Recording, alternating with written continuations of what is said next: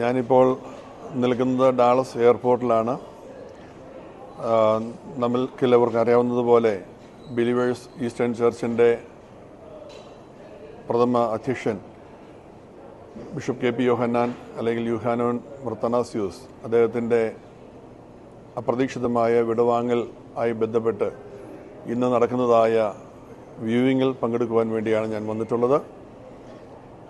അദ്ദേഹത്തെക്കുറിച്ച് ഓർക്കുമ്പോൾ ഒരു മലയാളി സാധാരണ ക്രിസ്ത്യാനി കുടുംബത്തിൽ ജനിച്ച് വളർന്ന വന്ന ഒരു വ്യക്തി എത്രത്തോളം ലോകത്തിൻ്റെ വിവിധ ഭാഗങ്ങളിൽ വിവിധ രാജ്യങ്ങളിൽ സ്വാധീനം ചെലുത്തുവാനും ക്രിസ്തുവിൻ്റെ സുവിശേഷം പ്രചരിപ്പിക്കുവാനും അനേകരെ ദൈവിക സ്നേഹം പങ്കിടുവാൻ അതിൻ്റെ അനുഭവത്തിലേക്ക് കൊണ്ടുവരുവാനും ഇടയാക്കി എന്നുള്ളത് ഓർക്കുമ്പോൾ അത്ഭുതകരമാണ്. അദ്ദേഹത്തിൻ്റെ സേവനങ്ങളെക്കുറിച്ച് നമുക്കെല്ലാവർക്കും അഭിമാനമുണ്ട്. ഇന്ത്യയിൽ, കേരളത്തിനകത്തും പുറത്തും വിവിധ രാജ്യങ്ങളിലും ഒക്കെയുമായിട്ട് അദ്ദേഹം പടുത്തുയർത്തിയതായൊരു വലിയ സുവിശേഷ സാമ്രാജ്യം തന്നെ ഉണ്ട് എന്നുള്ളത് നമുക്കറിയാം.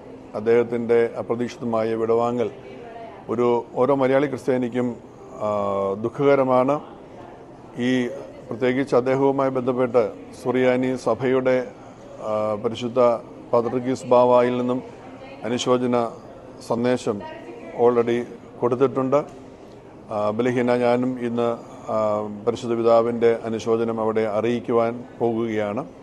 കൂടാതെ കഴിഞ്ഞ ഏതാനും വർഷങ്ങളായി പരിശുദ്ധ സുറിയാനി സഭയോട് ചേർന്ന് പ്രവർത്തിക്കുവാൻ ആഗ്രഹം പ്രകടിപ്പിച്ചുകൊണ്ട് അദ്ദേഹം മുന്നോട്ട് കടന്നു വന്നിരുന്നു. എന്നാൽ ചില കാര്യങ്ങളിലൊക്കെയും തീരുമാനമെടുക്കേണ്ടതുണ്ട് എന്നുള്ളത് കൊണ്ട് അതിന് കാലതാമസം വന്നുകൊണ്ടിരിക്കുകയായിരുന്നു. ഈ അടുത്ത നാൾ വരെയും അതുമായി ബന്ധപ്പെട്ടുള്ള കാര്യങ്ങളിൽ മുന്നോട്ടുള്ള കാര്യങ്ങൾക്ക് ചുവടുവെക്കുകയാണ് ചെയ്തത്.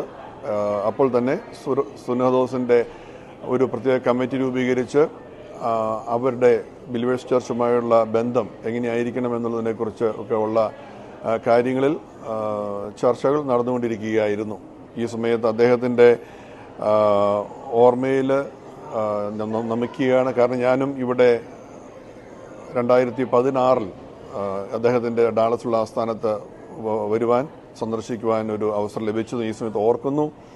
ശ്രേഷ്ഠ കാതോലിക്ക ബാവ ബേസിലിയസ് തോമസ് ഒന്നാമനോടൊപ്പം അദ്ദേഹത്തെ കാണുവാനും അവിടുത്തെ കാര്യങ്ങളെക്കുറിച്ചുള്ള പ്രവർത്തനങ്ങളെക്കുറിച്ചുള്ളതായ വിവരണങ്ങളൊക്കെ അദ്ദേഹം നൽകുകയുണ്ടായി. അദ്ദേഹത്തിൻ്റെ ഒരു പേഴ്സണാലിറ്റി വളരെ ലാളിത്യമുള്ള ഒരു പേഴ്സണാലിറ്റിയാണ്. ആരെയും വളരെ ലളിതമായ ഭാഷയിൽ അവരുമായിട്ട് സംസാരിക്കുവാൻ, ഇടപഴകുവാൻ, ഇത്രത്തോളം സാമ്പത്തികമായ വലിയ ഒരു സ്വത്തുക്കളൊക്കെ ഉള്ള ഒരു സഭയാണെന്ന് നമ്മളൊക്കെയും അറിയാറുണ്ട്, പറയാറുണ്ട്. എങ്കിൽ പോലും അദ്ദേഹത്തിൻ്റെ ഇടപെടലിലും സംസാരത്തിലും ജീവിത രീതിയിലുമൊക്കെയും വളരെ ലാളിത്യത്തിൻ്റെ ഒരു വലിയ മാതൃകയാണ് ഞാൻ കണ്ടിട്ടുള്ളത്.